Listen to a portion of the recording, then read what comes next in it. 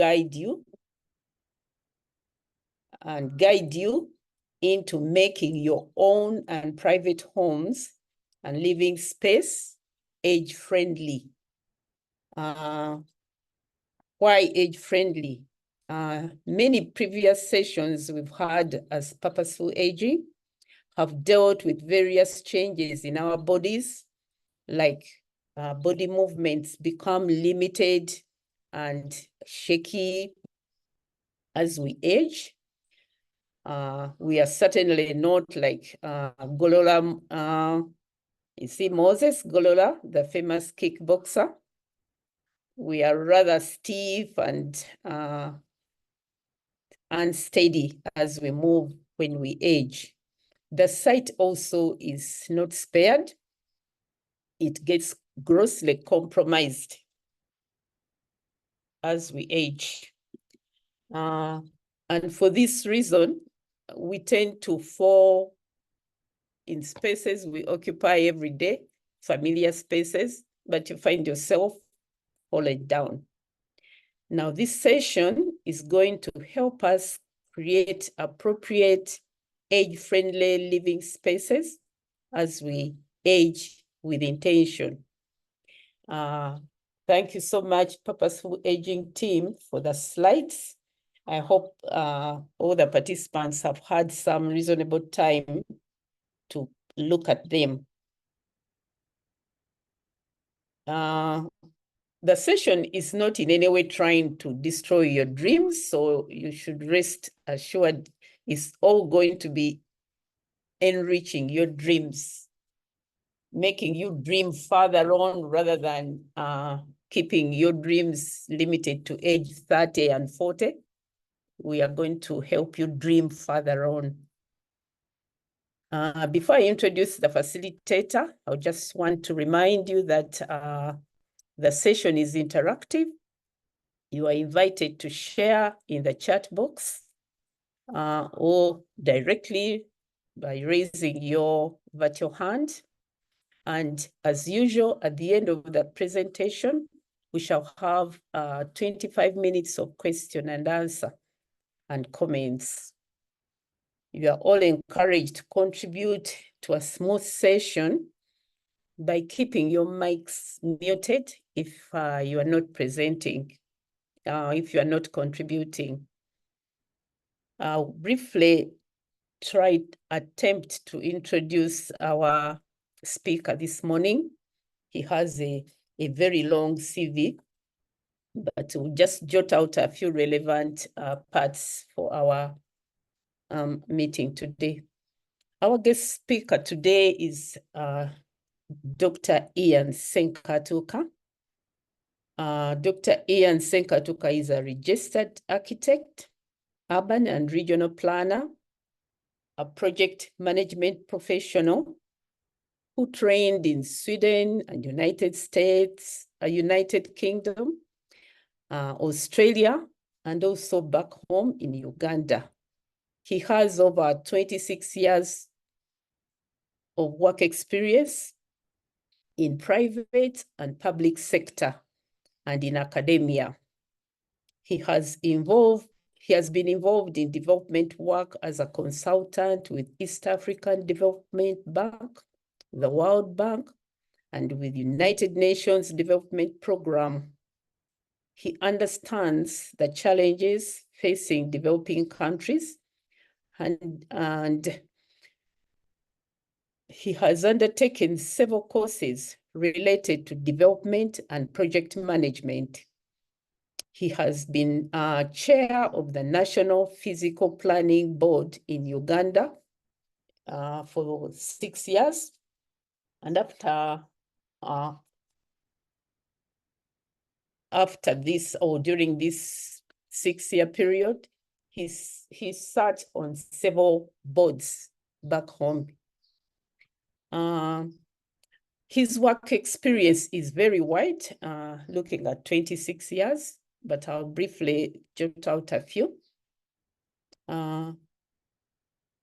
His work experience spans planning, contribution to policy, pre-investment studies, building and other infrastructure design, and supervision of projects, project planning and project management with major and international corporations, with NGOs and government agencies, as well as the private sector. He possesses significant experience in urban and regional planning, land use, and urban resilience, and housing regeneration. He has an interest in the effective management of cities and their ability to meet the needs of all users. This definitely includes the aged. The use of ICT and innovation to address the challenges facing cities in the developing world is of special interest to him. In his own words, he says the work experience and education he has had has enabled him to excel at providing the best solutions to clients and to meet beneficiary needs. He's passionate about effective project management in construction projects and in development projects, and in effective physical planning, contributing to change in society. Dr. Ian, Purposeful Aging is privileged and greatly honored to have you address us this morning. I want to say good morning to you, and you can say good morning to our participants. The participants online actually composed of older adults. Those are people above 60 years. We have caregivers, and these are in two categories. One is those who stay 24 hours with our older adults, help them around, and those in their 30s, 40s, 50s who care and or call it facilitate the older adults. These older adults may be relatives, mothers, fathers, and other relatives.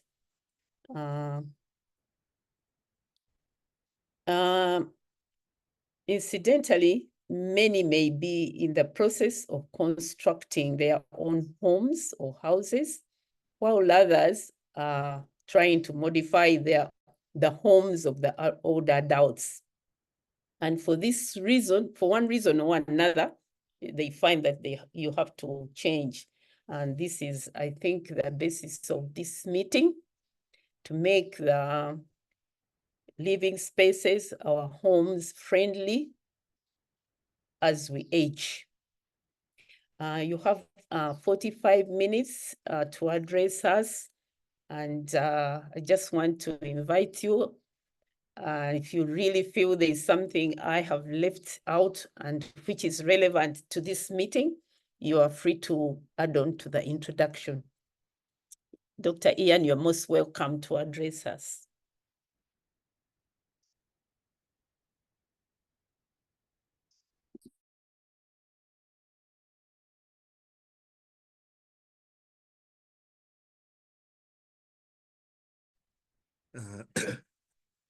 Good. Thank you, Chairperson, for that introduction. I'm not very sure where you got my CV,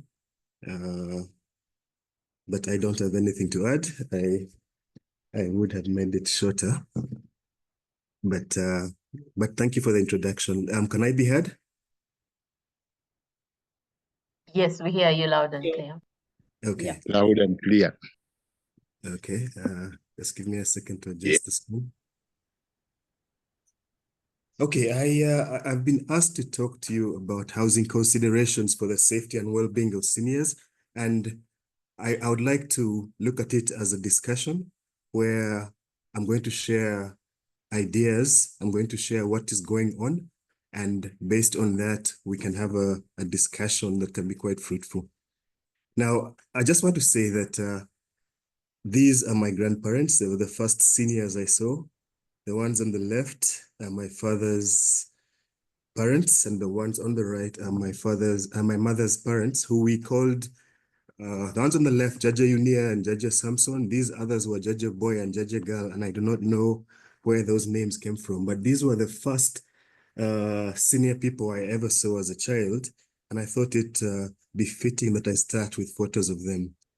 So I'm going to take you through a presentation. I'll try to use the time as well as I can and take you through a background that introduces housing and what we look for as architects when we're looking at housing for senior people, senior citizens, and then bring out particular features that are normally inserted in houses when architects are designing, or ideally that should be inserted when we are designing. Now, I'll start, of course, by saying that from the slides presented before, they were tips that should also be taken into consideration. Those relate to furniture, carpets, and things like that, where they're talking about carpets being firmly fitted to houses. And I think that is important to note. But when it comes to this presentation, I want to mention that, first of all, it's important to note that this elderly are different stages in life and different incomes. And this image on the left just tries to capture a few images. And I'll say that I got most of these from the internet, but what I'd like to point out is the top picture shows a lady who is low income. The one on the top right shows probably a more affluent couple. And then the one down, the lady on her own with her hand to her face, is actually a widow. She was identified as a widow. She's aging, and you can see that her concerns probably are more than housing. And I think whenever we look at this topic, we should take that into consideration. Now, quick definition of housing. I'll not take you through everything I've written. I'll try to move as quickly as I can. But housing refers to the usage and possible construction of shelter as living spaces. It's a basic human right, human need and a human right, and it plays a critical role in shaping the quality of life for individuals, families, and communities. Now, by law in Uganda, houses should be designed by architects and, of course, constructed by different builders after getting approval from the council. However, it's also important to note that there are very many houses in Uganda that are self-built, self-designed. And if you go to rural areas, you'll find that people will they need a space to live in, they'll get bricks and they'll build 4 walls and put a roof, and that's their house. So I think it is important to note that.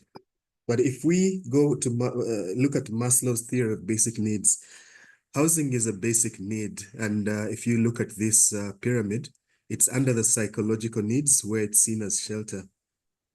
But even after that, there are people who will invest in housing and they'll look at it as property to help them earn an income. But also this pyramid will also play a further role as we go forward looking at housing, because in most cases, people start with basic houses, and as they move forward, the houses will change. So if we look at this image, it shows us the traditional house that very many people have in villages, depending on the culture they come from. And then it comes to the more affluent houses that people have built over the years, again, highlighting this difference between people that is important to note. Now, I'll say this. Everybody, irrespective of income, aspires to live in a house that they own. In most cases, people will start renting, but they aspire to develop their own house so that they can stop renting, they can stop meeting their landlord. Some may have a mortgage to pay, some may not, but at the end of it all, they do not have to pay a landlord, irrespective of if they're paying a bank or something like that. It's also important to note that there are cultural and societal pressures when it comes to housing. Men are expected to build or own a house by a particular age. And in some cultures, for example, the Acholi, a young male child will build a house at 18 and leave the parents' house. And they'll give him a small piece of land and he'll move out. It was mentioned that I am a lecturer, and a number of my students from this region have told me that they already have their houses at their parents' houses, well, in the parents' homestead or on the land the father owns. They've given him a piece and he's built his own house at the age of 18. Now, it's also important that because of this culture and societal pressures, there are cases where very many young men do not want to get married before they have a house. There are ladies who will not want to marry somebody who doesn't look like he'll ever have a house. And even parents, when someone comes home and they say, well, I'll not speak, I'll keep to English. They'll ask if he has a house. And they consider that a sign of safety or for their daughter who may be going to live with somebody. But of course, society is changing. Uganda is changing. And today, ladies are actually building their own houses. They buy their own land, they build houses, and bring up families or use it as an income stream for their lives. Now, it's also important to note that we should also differentiate a house from a home, because one can have a house, but it's not a home. And I would like to bring in aspects of family, children, a place where one can go and rest and be, where there's peace and comfort and there's no stress, because life is stressful as it is, and you've got to be able to go to a place where you can relax irrespective of the challenges or problems that you may have. So it's a place of love, warmth, creating of memories, and of course, meeting your own needs and the needs of the other people who live there. Now, after birth, people go through different stages, and at some point, we all have to age. And man has not yet been able to slow down or stop the process of aging. I mean, today in Kampala, you see people jogging, you'll see people going to the gym, you'll see they do everything to try and slow down aging, but it's an inevitable process that must happen. And at some point, one must accept and agree to age gracefully and live comfortably as you deal with the challenges that come. Now, houses for the aged vary from country to country. And if I'm to speak in a really general sense, we have, in some countries, we have old people's homes that tend to be in the developed world. Some of them are run by councils or some by the private sector. In some countries, they've gone further to create old people's villages, which are more or less like gated communities, where there's a gate and old people will go and live there, so that they can walk around. They're not working, they're all probably retired, but they can develop friendships and things like that. There are cases where people will stay in their own house and they'll age in the house that they've built, that they've lived in with their children, of course, with family support. There are also cases of people moving in with children. And the last three are really the Ugandan context, where some people will move in and live with a child. Maybe the child has a large house and they'll move in. I do know of a case where an older gentleman moved in with his son.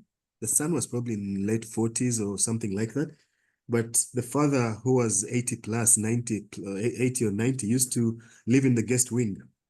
And whenever the son went out, he would come back home at 1 in the morning, at 11, at 10, and he'd find his old father sitting in the sitting room waiting for him to come back.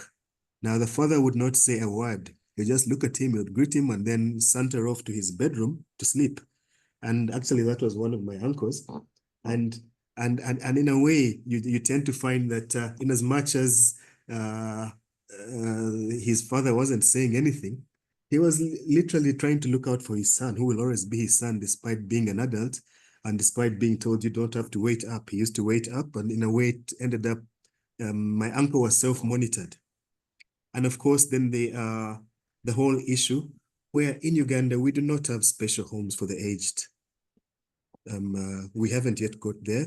We are not yet creating those homes for the aged because of our culture and societal norms in the way we look after people who are elderly. However, in countries where old people's homes are being set up by governments, there are also challenges emerging. One, because people are living older. Two, because the government's welfare bills are increasing. And in fact, in some countries in the Western world, some of the councils are running broke. And and they're no longer able to do what they used to do, and they're trying to ask themselves, how do they reduce some of these bills? Encouraging the private sector to get more and more involved in looking after the elderly, but that would come at a cost, a higher cost. So what some people are looking at is asking some people to retire older, encouraging migrants to come in and encouraging people to get more kids in the country so that in a way they can contribute to the tax bill and help them meet some of the costs as they look after elderly people. So very simply, this is a simple image that shows the process where one moves from a young adult through middle age and becomes an older person. And what one wants to look at is the needs that people have. When people are younger, they're probably single or young couple, with or without children, and they probably rent the house. And eventually they'll be able to build their own small house. And their requirements are basic. They just need a roof and a simple house. But eventually they will become middle-aged. They'll probably want to own a house, although there will still be some who rent. And they'll start getting children.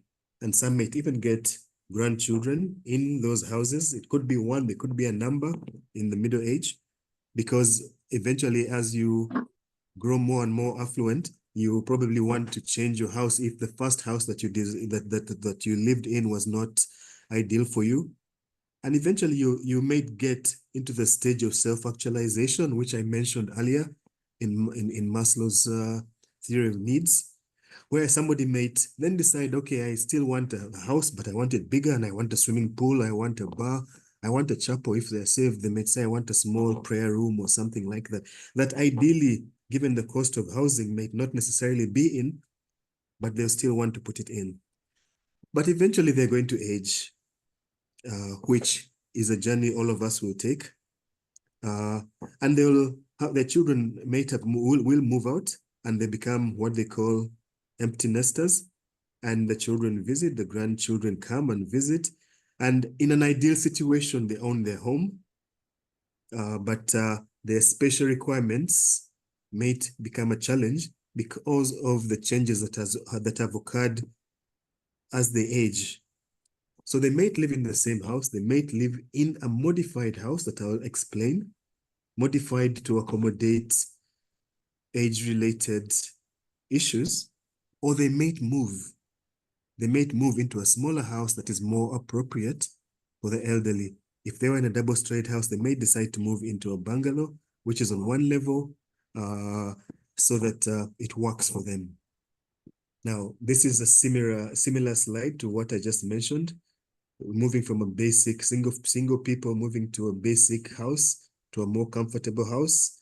The children leave, they become empty nesters, and as they age, they'll probably need care. They'll need care, and at that point, one has to look at the house and see if the needs will be appropriate for them. Now, the houses too, as mentioned, may change, and people would move from one house to the other based on income and things like that. And of course, I did not want to leave out the famous muzigo that we have in Uganda and the semi-detached houses that have good source of income, but at the end of it all, very many people will start there as they move on. But I would like to bring out the last point that I have on this slide.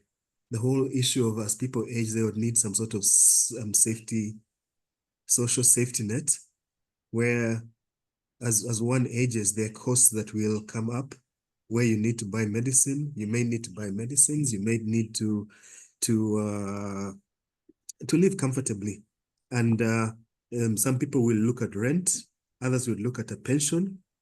And others will look at other forms of income as they age, because the children may support, the grandchildren may support, but at the end of it all, there's the whole issue of ensuring that financially one is able to sustain themselves.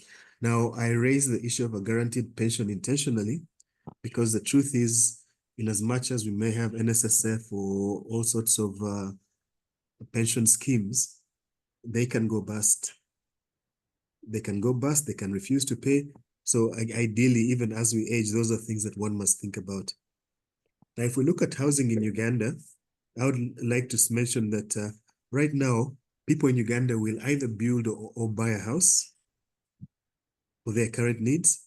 But it's also important to mention that people are now living longer.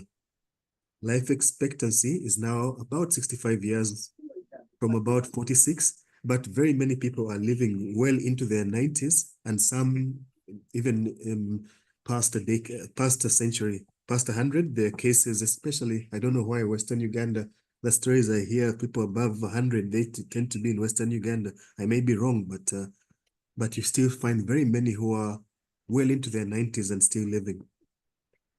The key issue is that one must understand the differences between the people. As I've tried to emphasize, the income, the location, is it an urban or rural setting, and the types of houses that they will build or buy as they age. Now, it's been mentioned I am an architect, and on the left-hand side, I have what I'd call an ideal house project brief. Most people who come to ask for a house to be designed, this is literally what they have, irrespective of the number of stories: a lounge, dining, kitchen, store, guest room with ensuite, 1 or 2 bedrooms with a shared toilet, shower, and a master bedroom ensuite, and then the servants' quarters. Then there's the garden. And if they have some money, they may go for the self-actualization and add the pool, the gym, a wine bar, and things like that. But again, that is the ideal. Now, the key issues to note here is a project brief is developed with or by the homeowner. He'll tell the architect, this is what I require. And then the builder will build it. Now, the project brief must meet their needs, but ideally it must meet their current and future needs, depending on how long they envision staying in the house. Does it meet their current needs or their future needs? These are things that they must think of. It will provide accommodation, but it must accommodate their needs. I have encountered very strange cases where someone has a project brief and he comes to you and tells you, I want my kitchen upstairs. And I remember somebody asking me that question, and I could not understand why he wanted the kitchen upstairs. And I was trying to discourage him, explaining that, ideally you must be able to walk outside and things like that. But it's only after I traveled to some of the developed countries that I realized why he wanted it that way. But of course, he did not take the site conditions into consideration. Sometimes the site can be sloping and you can have a kitchen upstairs, or create a level in some way. There are others who don't care about this brief, this so-called ideal brief, and they may just have one room. I once had a client, he was I'd call him a Chikuwa businessman. And I remember we're telling him about the spaces he required, and he looked at us and kept quiet. And then he said in Luganda that my son, Mutavani, that I don't care about any of that stuff. All I want is you to give me a good bathroom. And then he spent about 20 minutes talking about his bathroom, music, big space, flowers. I think he had traveled and he had seen a bathroom, and I don't know where he grew up, but all he wanted, the rest was up to the architect, but his bathroom must be good. So ideally the house is designed by an architect, but it must meet the owner's needs. It's constructed by a contractor. Now, I wanted to bring out an issue where sometimes as one grows older, you may approach an architect and ask to have a house designed for you. And I always ask them questions about their future that not directly, indirectly, I start asking them questions about how long they're staying in the house and things like that. And eventually I'll bring up the fact that that at least one, especially if it's a double-storeyed house, you tell them at least one room in the house must be very well designed, just in case, sometimes I'll use the word, just in case they cannot go up the stairs or something like that, they may need a relatively large guest bedroom, because one day they might be the ones living in it with a comfortable toilet, and things like that. And because at the end of it all, there may be a time when they can't go up the stairs, and the guest bedroom downstairs may end up being their own home that they might live in. And truth be told, by the time many come, they've not really thought about the aging process. And that yes, they may look at staying in the house for quite a while, but they must start thinking about the space as it moves on. Now, these are typical housing typology, and I'm not going to dwell on them, but these are houses that people live in Uganda, Bugolobi flats at Bangalore, high-end flats coming up in Kampala. I think this particular scheme is in Bugolobi. So I think it's under construction. And then, of course, the typical Mizigos. And the last two down are large houses where there are elements of self-actualization for somebody to live in. Now, if we go to the whole issue of senior citizens, it was mentioned in the introduction that they go through all sorts of changes to their bodies. Their physical and mental health may vary due to health-related issues, chronic illness, and a cognitive decline. But some may also have financial challenges due to medical treatment, limited income, difficulty accessing benefits, dependence. And these are things that research has shown affect a lot of people. Now, of course, in Uganda, we have a challenge also coming up that has been mentioned by a number of people of somebody who is paying school fees for grandchildren, yet the children are there. He might have finished educating his kids, but even in his 80s and 90s, he's still supposed to find fees for the children. And these are issues that strain people. Then, of course, there's the whole issue of the social isolation and loneliness. And in some cases, that could lead to depression. And this can be due to not adapting technology or the social norms in the changing world, or as people move on to the next world, some people may struggle to make new friends, or may have lived in an area of their own. Some in Uganda today, there are cases where people don't really know their neighbors. You can know X lives there, Y lives there, but you don't really know who they are. It's not the same as it used to be. So really, the physical and mental and social well-being of people is being strained. And there, of course, effects on the people as they age. They become slower. Their mobility changes. And it is a fact that some of them, their bones break easily. They become forgetful.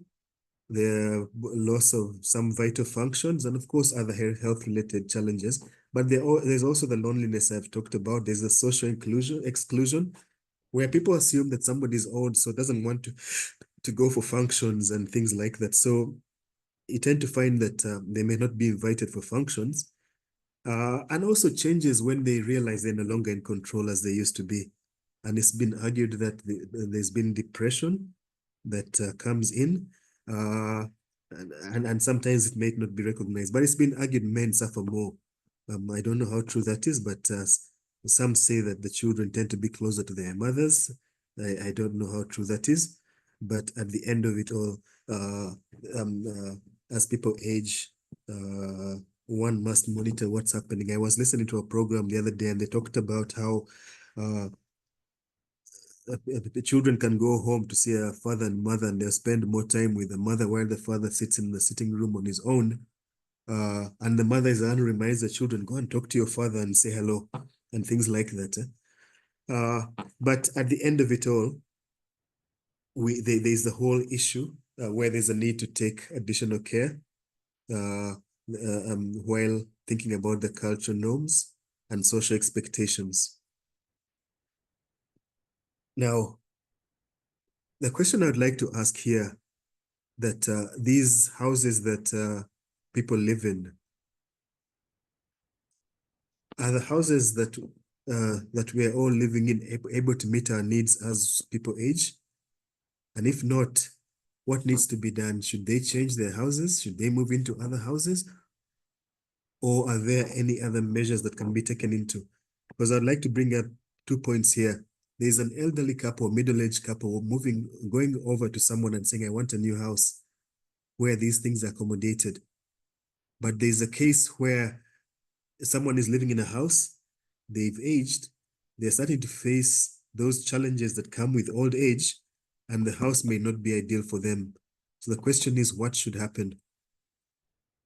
Now, I'll say here that in most cases, as most people will live in a bungalow, a double-straight house, or even in an apartment building, wherever they live, they live, their needs must be met, and they must provide a quality living environment, assuming, of course, that this is a middle or high-income person or somebody who planned for retirement.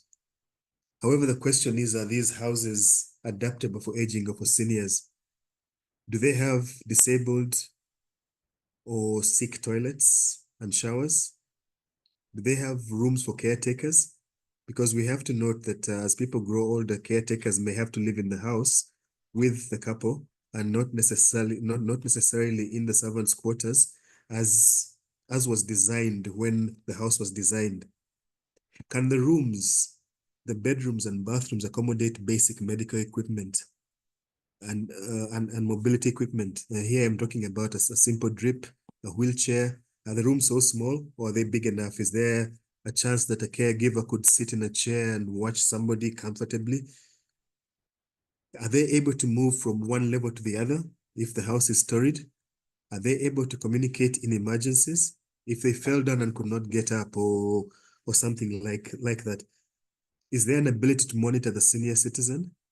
And over here, I just note here that caregivers may need to be monitored with or without their knowledge. And that could be done with CCTVs as people age. Now, privacy issues must be taken into consideration. But at the end of it all, sometimes when a stranger comes to look after an elderly person, you never know where they've come from or what their motives are. And there are cases where they will try to get people to sign off things or to do all sorts of strange things. And one must be able to monitor the senior citizens, because at some point they may not be mentally able to understand what they are doing. And a caregiver in today's world, with some of them being very unscrupulous, can do anything. Can they access the garden or go down steps? Because it's been argued that green is very good for people. It helps in healing. It helps people to just sit and look around, and you feel at peace when you're in the garden. Is the house too big for them to clean, to maintain? Can they sit in the garden comfortably and spend hours there just looking at nature? And of course, there are some thoughts that some people have mentioned to me, which they may not talk about, but will the garden be able to accommodate ceremonies, whether they're departure ceremonies or other ceremonies? Are there, and you find people may not want to leave a house because they maybe a smaller house. They start thinking about these things, especially if they don't have a country home. Some people have country homes, others may not have a country home, where as you start thinking about what would happen after you're gone. Now, I'll skip the first part and jump to the second part. And houses for the elderly must be, one, safe and easily accessible. They must safely be able to move around.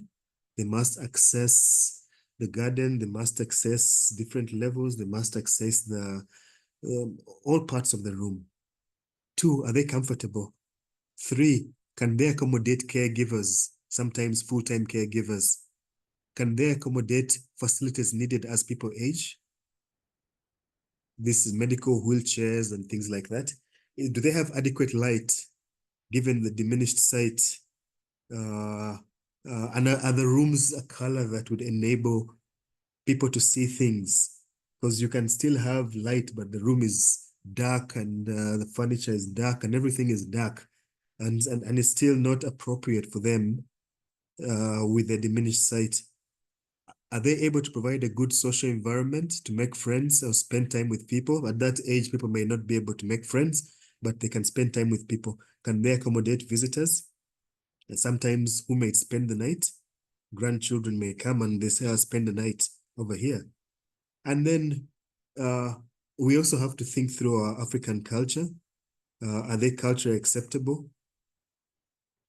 If somebody was living with a child in a house, are there separate toilets? Because there are people who believe they can't share a toilet with an in-law.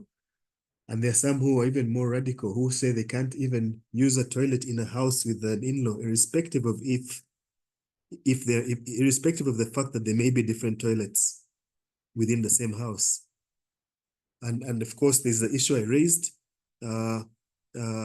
Could they earn an additional income if they decided to stay in their house and it's a very big house? Can they earn from it to help them maintain the house or live a slightly more comfortable life?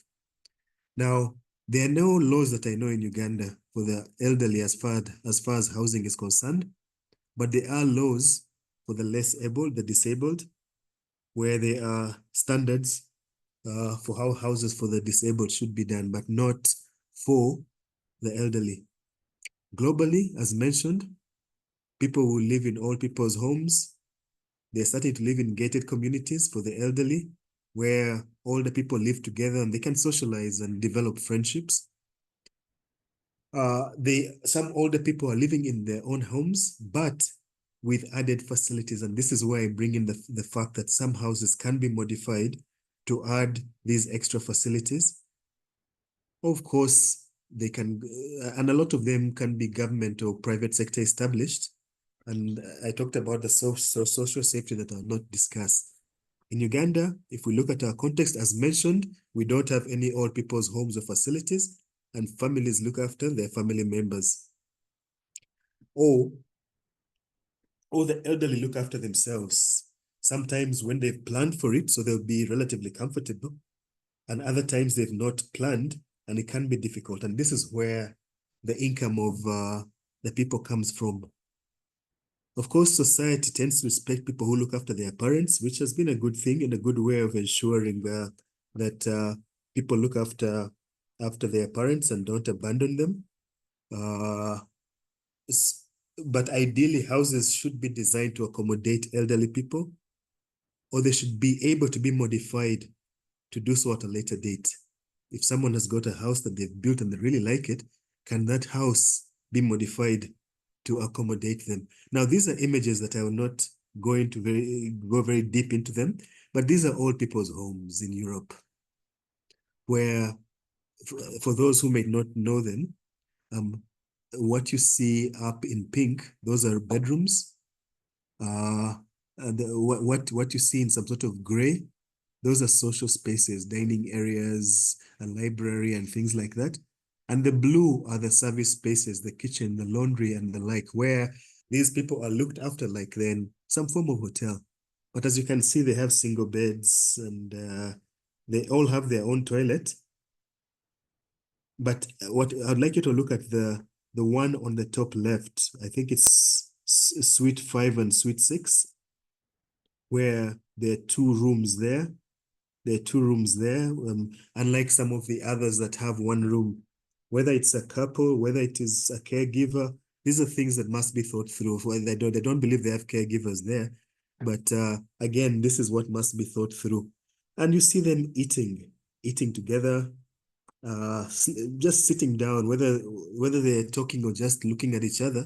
At the end of it all, they would be together. Now, so sensitively designed housing can alleviate the challenges senior citizens face, but also protect them from themselves and others. And again, this is where I bring in the CCTV, which has become more and more affordable. So they can meet the needs of all stakeholders, for the elderly people, for their family members who want them to be well taken care of, and also for possible caregivers. And the things that we have to look at when we're going to look at these houses is cultural issues, the issue of how to adapt existing houses to be able to accommodate the needs of the senior citizens, whether we ask them to move from upstairs to downstairs, or we add a hoist or small lift within the house that may not have been designed with one to ensure that they can move upstairs. Some would argue you can do a ramp, but the ramps take space because a pedestrian ramp moves, it's at a slope of 1 in 10 meters. For every 1 meter, you move 10 meters horizontally. So to go up 3 meters, which is the ideal height, you need a 30-meter horizontal distance before you can go up to that level, which in a residential house would take a lot of space. So these are issues that we'll touch on a little later, but we are allowing for care, CCTVs, and the whole issue of companionship in the people. Now I want to have a few share a few slides on some of the things that they may require. The bathroom should be large. The floor tiles ideally should be non-slip. And there are lots of people who will put tiles that are slippery where someone can slip. And if someone fell in a bathroom, they can hit their head on a sink or something and can be very dangerous. That's why they have these bars, these support bars, as people are getting onto the toilet or brushing their teeth and things like that. The second image shows a shower, but it has, if you note, it has a seat because an elderly person may have to sit down as they take a shower. And you can see the way it has doors that open. So a wheelchair, it may be possible for a wheelchair, someone to move a wheelchair closer so that they can use that shower. The other one is a bathtub. A bathtub, it probably has a shower, a shower, what do you call it? A shower hose reel where he can enter. The bathtub has a little door that opens where he's able to get in and sit in that bathtub. But I'll tell you, I've never seen that bathtub ever. And I'm 100% sure we don't have one in Uganda. But if you have money, these are things that can be imported as somebody ages. If it will be appropriate for you, the worst would be if you spend a lot of money, bring it in, you sit in it to take a shower, and you realize, no, maybe I should have had a shower, the shower next to that image inserted. Now, again, you can see another case where there's a chair and a very big shower with a lady sitting there in that shower. The other issue is accessibility. The image on the left shows care. And it's unfortunate I could not find, I was trying to look for a few images from Africa. I could not find them. But it shows care, where a caregiver is with an elderly person. You can see they have a bit of medical experience, but they're moving around with them. The second one shows an elderly person being moved through a corridor, which brings us to the issue of corridor width. How wide is the corridor in the house that you live in? Can somebody move an elderly person, ideally moving side by side? Or is the corridor 900, so you might still be side by side, but your bodies are touching, or it's a bit tight? Because again, you never know how big or small the caregiver or the elderly person is. But ideally, you should be able to move comfortably. The third image shows a house for a relatively wealthy person.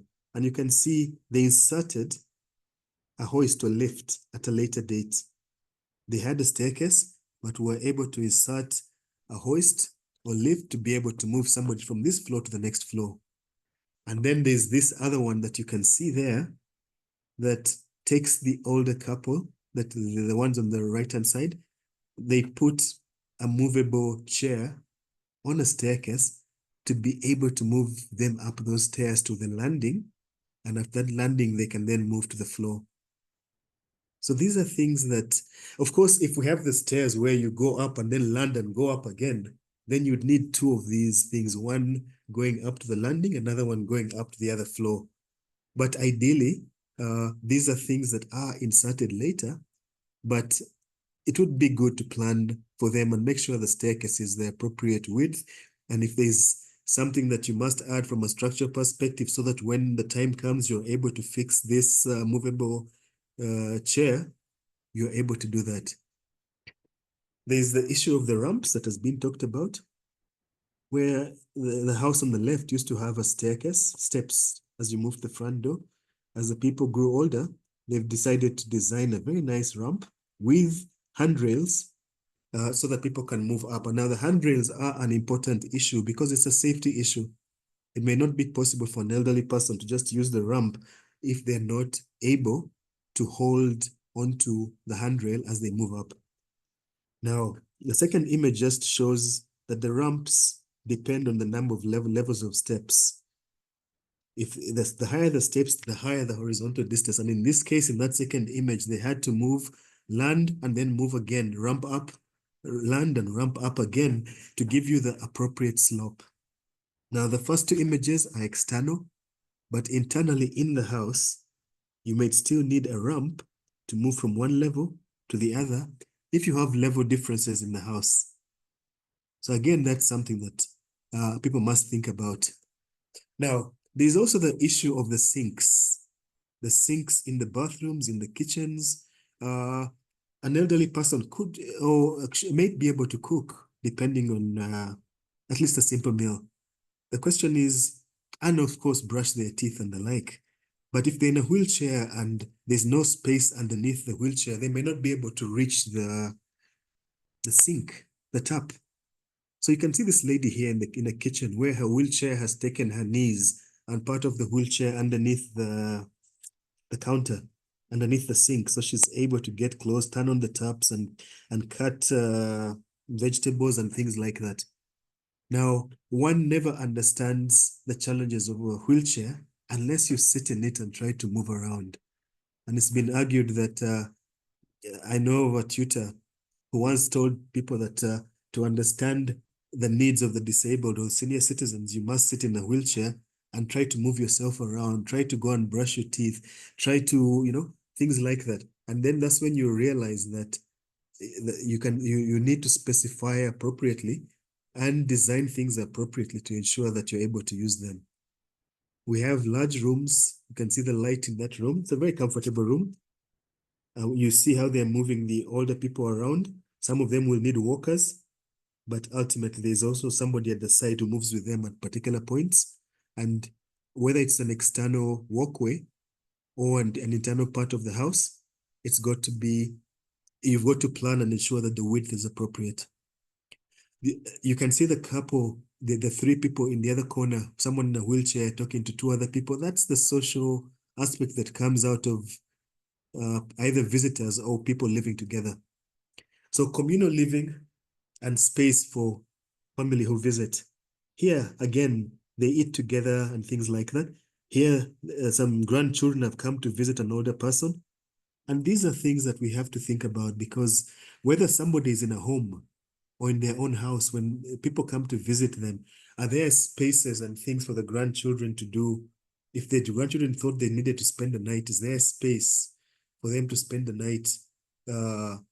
And of course, if Uganda ever went the way of old people's homes, in my own view, every old people's home or room would have to have with a caregiver's room or a room for the grandchildren to stay when they come, such that, or a daughter or son to say, I'll go and spend a night or something like that.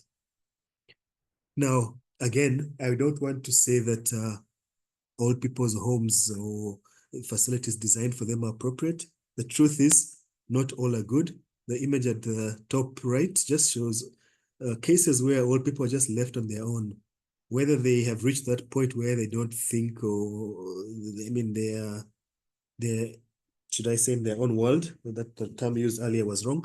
They are not there really, but it doesn't mean they should be left in a space like that, because that's not a nice space, irrespective of what is happening.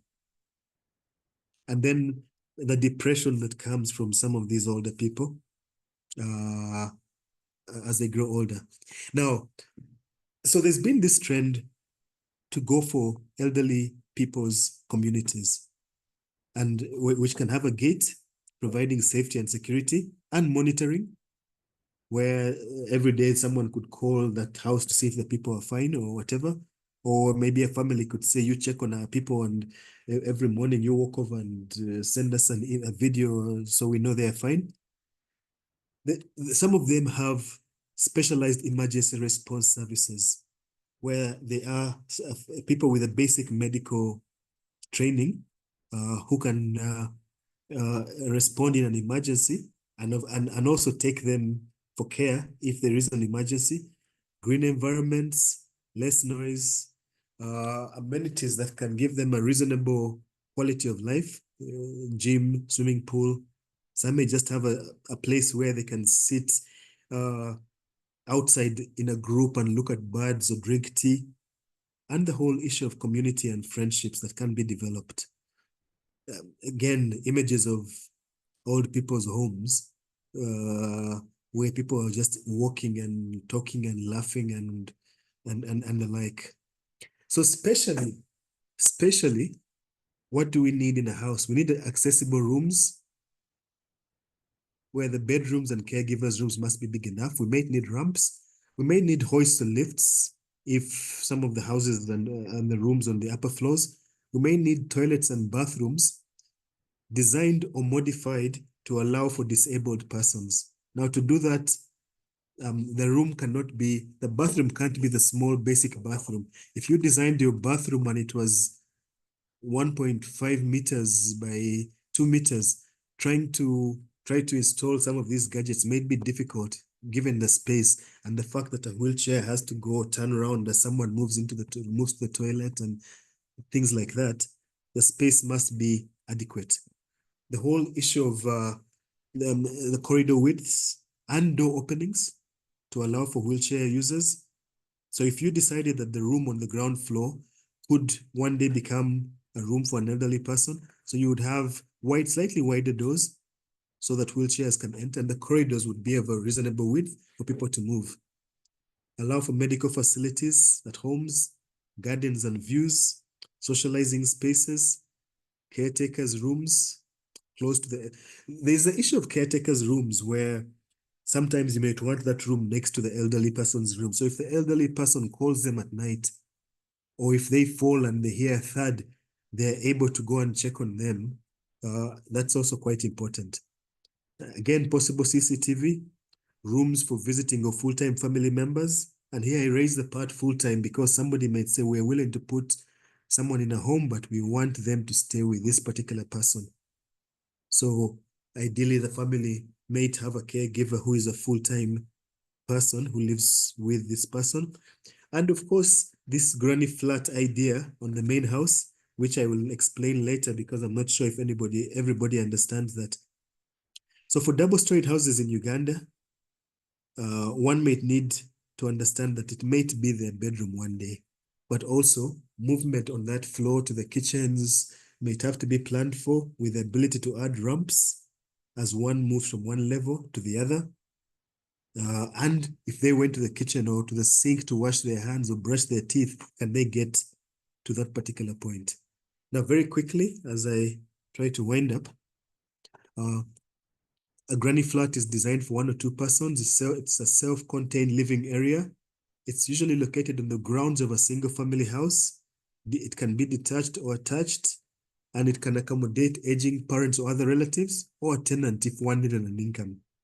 So they're consciously designed with the main house to be elderly friendly. And you can see this is a modern house that I found, and there's a granny flat in red. The one bottom right is another double-storied house with a small granny flat also. And if you look at them, if you look at the image on the top right, wider door, very easy for wheelchairs to move around, very basic, a large bathroom, quite basic.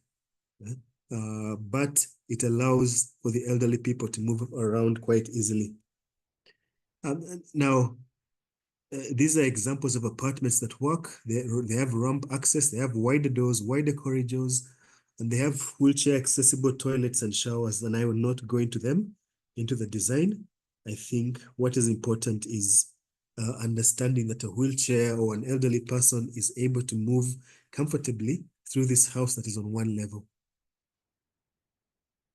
As I conclude, I'd like to say that aging is inevitable and it must be planned for, and a house can be designed appropriately with the ability to adapt or allow for comfortable living for the elderly.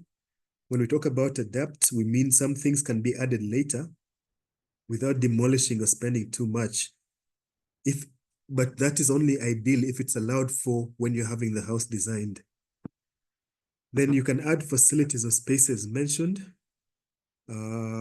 And also you'd probably have less of a financial worry if you can earn an income from a granny flat or something like that. This would ideally be in your own house or communally. So I can live in your own house or you'd live communally. And here we must learn from what people are doing outside Uganda, where they have the old people's homes that have had their challenges and their successes. They've got benefits, but they also have their challenges. But we also have to contextualize that issue to meet our cultural and societal values and norms. Now, people in Uganda have quietly started discussing this issue of aged housing, possibly because people are living older, whether old people's homes are appropriate. Of course, if they were there, they have to be close to hospitals, a good road network, and of course, with some medical staff.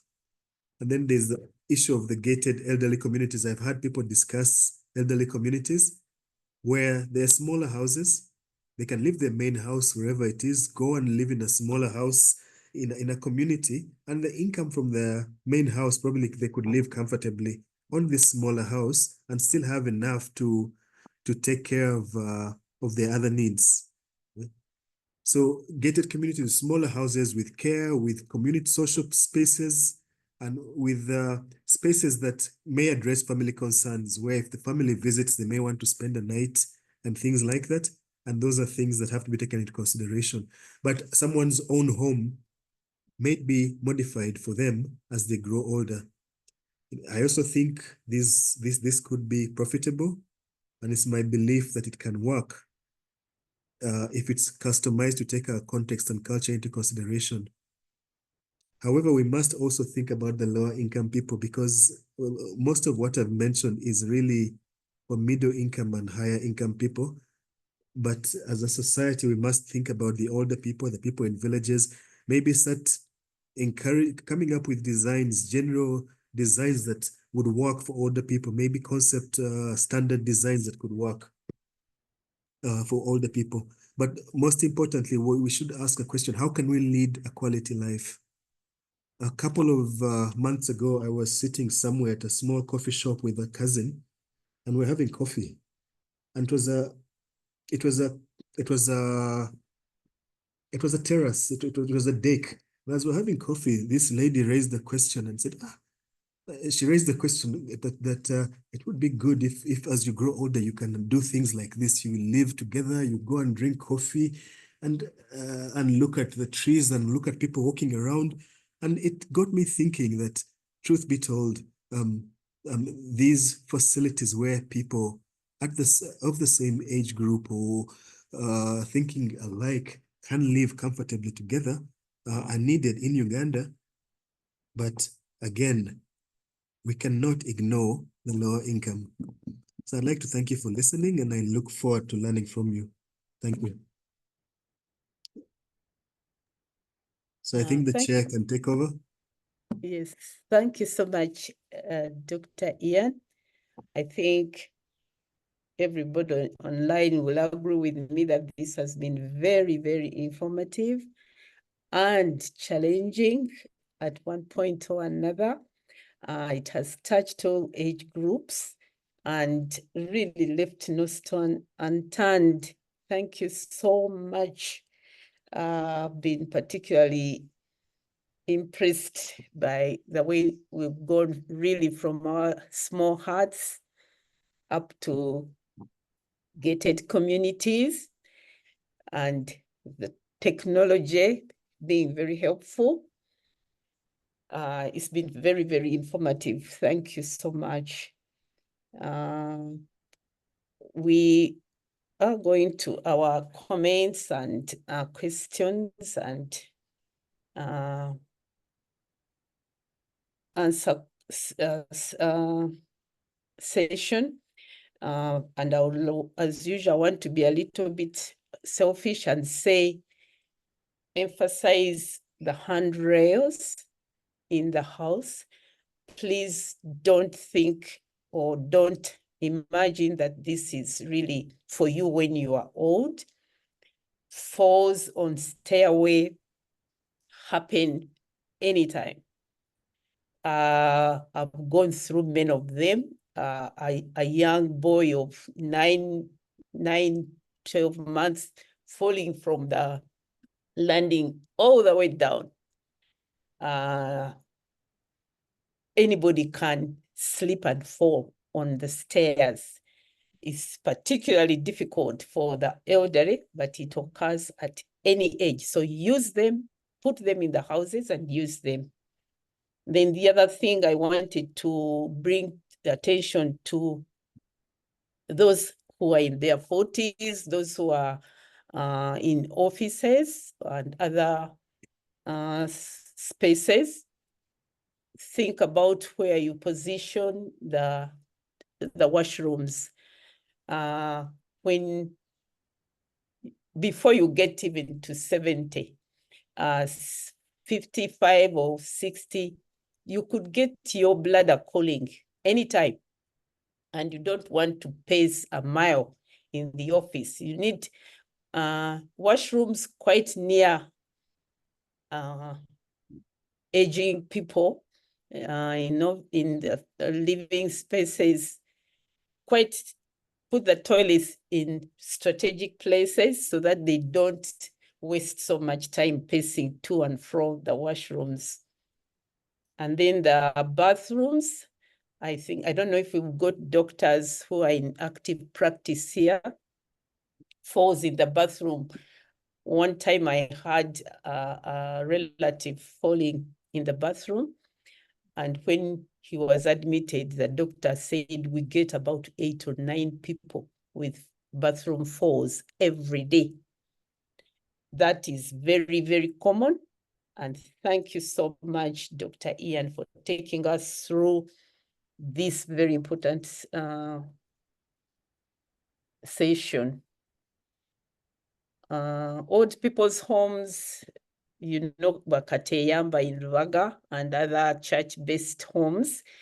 I don't know if all of these things have been accommodated or they will be accommodated now that we know and we've walked through it. Dr. Philip, as always, please take us for the question and answer session. Thank you. Right, thank you very much, moderator, and thank you, Dr. Ian, for that presentation. I won't repeat what I said. I'll just add that I think one of the most important things we have done here today is start a conversation that many people are avoiding, not just about aging, but they're avoiding unknowingly. They might think about it, but you push it to the back of your head. So it's a very important thing. I attended a conference last week, and housing was, the conference was on aging and social well-being, and housing was a very big issue. Interestingly, in the developed countries like Canada and the UK, where we think things are good, they still have issues with housing, and many of the houses are not as user-friendly for the seniors as we would imagine. So it's a very important discussion that we need to start as young as maybe 20 before you even construct in terms of how to modify and things to look, to where to start in terms of modifying what you already have, so you don't have to throw it away because you might not even have the funds to start afresh with a new home. Right, so I saw a hand up that has now disappeared. Okay, maybe I'll look at the chat. The chat has had some good suggestions from someone who's had an experience modifying her mother's house, and she has given her experience and how they went about to modifying the garage to make sure it had space for the elderly person as well as the caregiver, and it has worked very well for them. There are many people who are grateful in the chat for the talk, and they commend you for an interesting talk. There's also a request for your contact. Maybe if you're okay with this, you'll let us know and we can send it to the people in the chat. I'll just go through this. Okay, I didn't read this. I lost my grandmother on Monday and she was 85, but her home was structurally semi-raised with a flat sitting room and high-rise kitchen, which was cumbersome for caregivers. What would be the cost of reshaping a 3-bedroom house, I believe, to a flattened landscape? We could start with that question, Ian. Could you repeat it, please? Okay. I'll just go straight. So I lost my grandmother on Monday and she was 85. but her home was structurally semi-raised with a flat sitting room and a high-rise kitchen, which was cumbersome for caregivers. What would be the cost of reshaping a 3-bedroom house to a flattened landscape?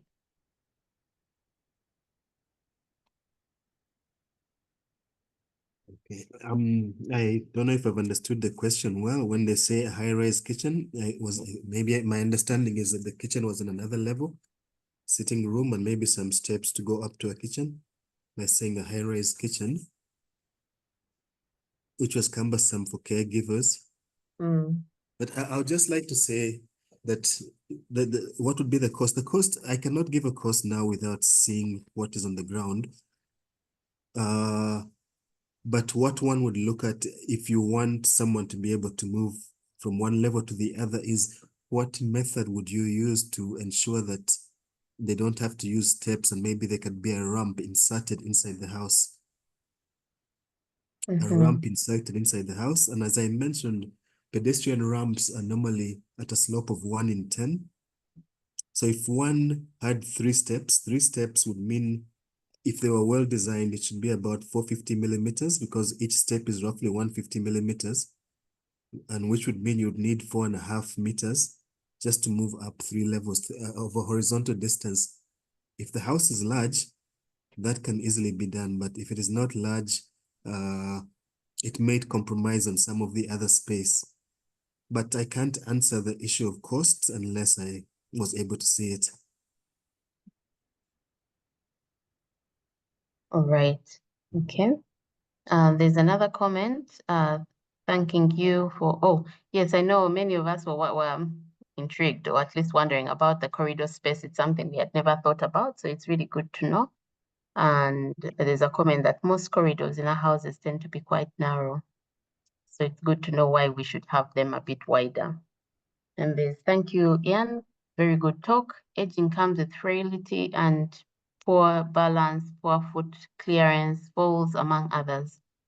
Please comment on the need to consider furnishings, floor finishings, non-slip and easy to clean, etc. Okay. Okay, over there I can say that ideally, when it comes to the wet areas, we should always anticipate that water will get onto the floor, and sometimes that water has got soap, and it is very easy to fall if you're moving on such surfaces. When specifying tiles, we tend to specify non-slip floor tiles. However, even the non-slip have some variations. And truth be told, very many builders, when you go to buy tiles for a floor, they'll try to sell you what they have, even if they might know that it's not non-slip. So you will find very many cases of people having floor finishes, especially tiles in the wet spaces, that are not appropriate, and people can very easily slip and fall. If that happens, ideally one would have to change the floor finish, unfortunately at a cost. There are cases where they'll get mats, but again, it's been mentioned that things like mats have to be firmly fixed to the floor, because if a mat was half fixed but it's got a part that was lifting, that mat itself can trip you, because there are shower mats nowadays. Some of them have suction cups such that they can sort of be solidly fixed to the floor. But if it came loose, it could end up tripping you. Another introduction, it was mentioned that people who have got rugs in their houses, rugs, carpets, you have to watch the edges, because that very rug can actually trip you and you can fall. And again, it brings one back to the furniture you have, because you can actually fall and hit your head on a hard surface. Even in the bathrooms, if you have a granite top, it is very possible that you can slip in a bathroom and hit your head on a hard surface and get a serious injury. So what one would have to do is that's why the size is important, and some of these bars. So if you're falling, you can hold one of those bars and stop your fall. But lastly, the furniture issue is important. The type of furniture you have in a room. If you have a room that is not very big, maybe you don't need too much furniture, because there are cases where you find a room that is so full of furniture and people can hardly move. But because of that, if someone elderly was moving through it, whether they had a wheelchair, a stick, or a walker, they would struggle to even go through that. So the choice of furniture, the amount of furniture must be carefully thought through. And sometimes you don't want furniture that can move. So you may try to fix some of the furniture so that if someone was falling and put their arm onto a table to stop their fall, the table doesn't move and they fall. So really, there must be a conscious decision taken when thinking through what we call fixed fittings. And also, even when you put your own furniture in a room, one must think about that particular furniture and ensure that it is well placed, it is firm to the ground, and does not itself become a hindrance that can cause somebody to fall, or might actually hurt them if they fell onto it. Thank you. Right. Thank you very much for those responses. That's it in terms of comments in the chat. Is there anyone who would like to make a comment, to unmute and make a comment? I don't see any hands up.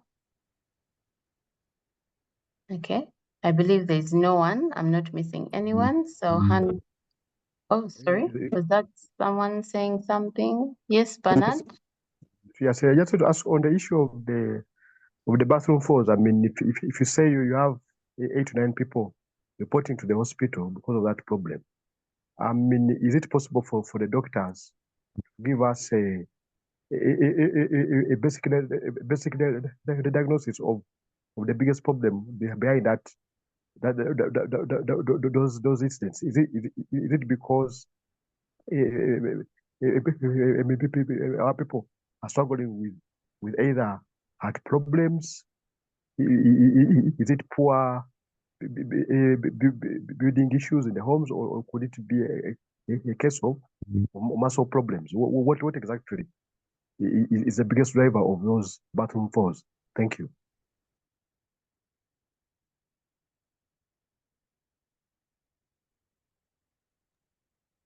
Bernard, I think that's a very wide question, and anyone is free to unmute and contribute to this discussion. It's interactive.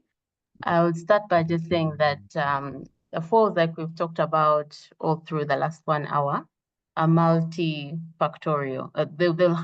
They come from many issues. You might start from a medical condition. I might have a heart attack or a stroke or something, and it might happen in the bathroom and then you'd fall.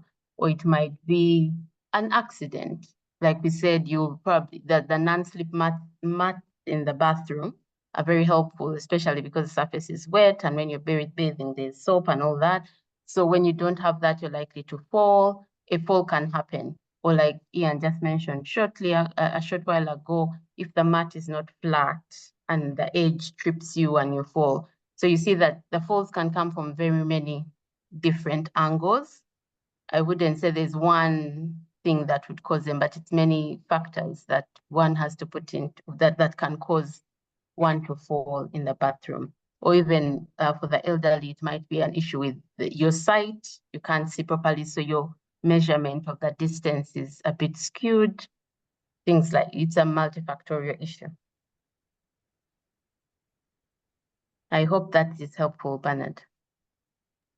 Yeah, thanks very much.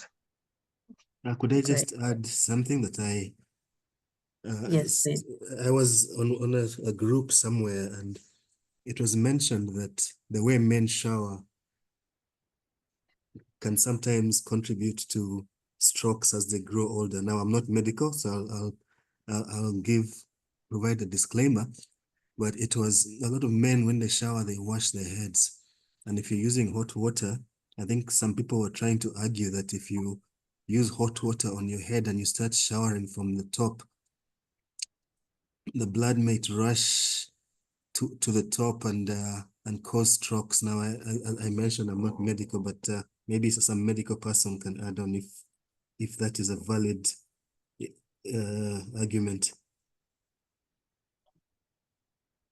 Interesting. We have so many arguments going on and social media. We have some physicians here. I'd like them to comment. I've already made some comments. Darlene, do you want to make a comment on the showering by men? Elderly men. Confess Elderly men. Okay. I must confess, in my experience, I have not had any strokes present from showers. I mean, most people tend to either wake up with strokes, you know.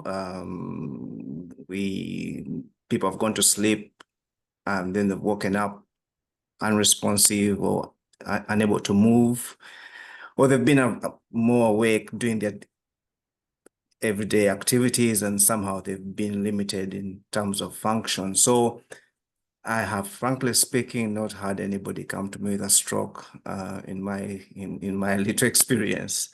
I think most falls, as we've said, Philip, as you added, that they're multifactorial, and many people who have fallen at home are deconditioned. I think most people come from home. As we get older, we sit around more, we don't use our bodies. Our muscles thin out.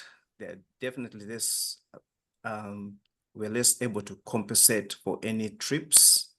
Our balance is impaired. As I said, we can't clear. Our foot clearance reduces as we get older. So you're just more prone to catching your foot on anything that might be in your way. I think medication is the other thing that contributes a lot to falls, because many people will be on several drugs, many of which might be sedating. Somehow they impair your balance, they impair your vision, they just make you more, I wouldn't want to say lethargic, but you're just less able. Antidepressants, medication to put you to sleep, cardiac medication, which in a way might lower your blood pressure. So there's a number of things that will work against you, and coupled with your poor exercise and function, you just a good recipe, or you just got the right factors that will get you to fall, But going back to the stroke things, I think most strokes are caused primarily from our uncontrolled blood pressure, other medical conditions that might predispose us to damage our blood vessels. And I'm not so sure that, I think the shower, the way I look at it, if you're going to get a shower, you're probably going to warm up your head. Your blood vessels are going to open up. If anything, they should get more blood going to your head. And when you're standing, you should ideally get your blood pressure going down. You should be, yes, your blood pressure will go up, but it's normally a compensatory mechanism. And if it shouldn't get to such a high level that it will cause damage to the brain vessels, unless you've got untreated blood pressure, Yeah, I think that's all I have to say from what in my experience. Right. Thank you very much for that, Darlene. And yeah, you're right. It's not very common to hear that it was just a shower primarily, probably an undiagnosed condition that the person didn't know about. Right. I saw another hand up that has disappeared again. But if there's no... So what could be the type of stroke among 20-year-olds in this country? Thank you. Sorry, that was a bit muffled. I didn't get your question. I was asking what could be the telltale signs of stroke in younger people who are below 30 years of age, because we have people who are in their 20s and they're suffering stroke and they can't even tell how they got there. Thank you. Okay. You're asking about signs of stroke. If I got you right, your network was a bit choppy. Is that what you're asking, Bernard? Yes, I think that calls for us to have another talk on stroke for that. But usually the strokes may happen in people for the younger age, again, there are many different reasons and many different medical conditions that could bring that on, and people present differently. They might have headaches for some time, which they are not attending to, or they might have weakness in some of their body parts, which they might not even notice as something serious, or they'll overlook it. It can be very varied depending on the underlying medical conditions. So you wouldn't put it down to one thing. But can I just add, I think the etiology in the young people is slightly different from the elderly, and it's not very common. I think most of the young people who have strokes for either you've got an abnormal connection between your upper chambers in the heart, which will cause things to flow the wrong way, blood clots to go the wrong way. Many of them do have either some kind of inflammatory conditions which will cause their blood vessels to cause them to stroke, like people who get lupus, you know. So the causes in the young are more inflammatory and abnormalities in the anatomy of the heart, primarily, and you might get a few blood vessel problems again in the brain, aneurysms, again, which nobody will tell unless a catastrophe has happened, you know, but it's not that common in the young. Migraine is another thing that will also cause strokes or some kind of similar presentation that might cause people to present with weakness. And again, because the blood vessels just become shut off and you don't get enough blood going to that part of the body. But in many cases in that situation, fortunately, people tend to get recovery of their function. And so it's not as bad as the other type of strokes that we normally see. Right, thank you for that addition, Darlene. Yeah, the young people are a bit different, and the underlying condition is important to look at for them. Okay, I think I'll hand back to the moderator at this point. I see no more hands up. Sorry, there is a comment that just came in. A few other strokes in the young is abuse of illicit drugs, cocaine, heroin, as these tend to cause sudden elevated BPs. Okay, there you go. That was an addition for the strokes in the young people. I'll hand back to you to close off this session. Thank you so much, Dr. Philippa and Dr. Darlene and everybody who has contributed, Bernard, and all of you who are listening. It's so very important to listen and appreciate this. There is also one condition which is common, sickle cell.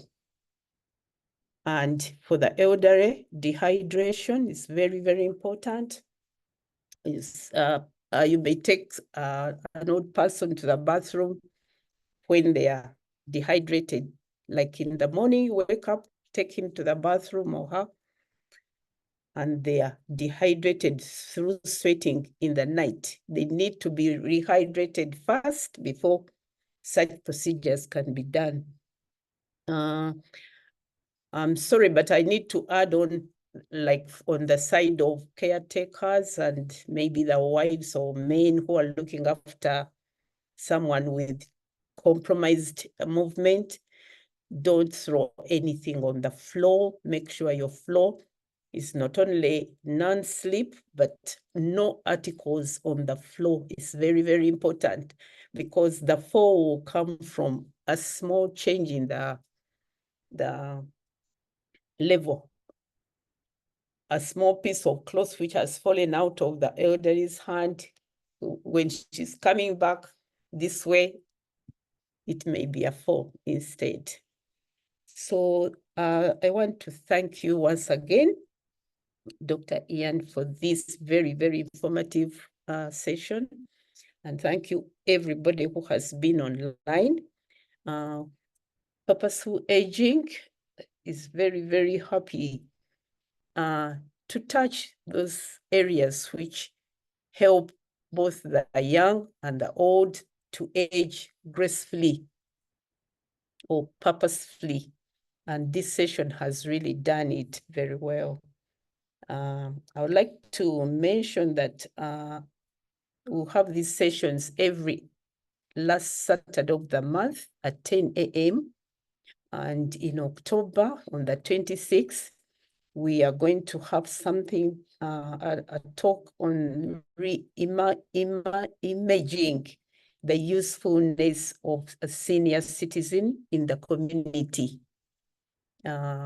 Please remember to log on. Please remember to send questions and answers.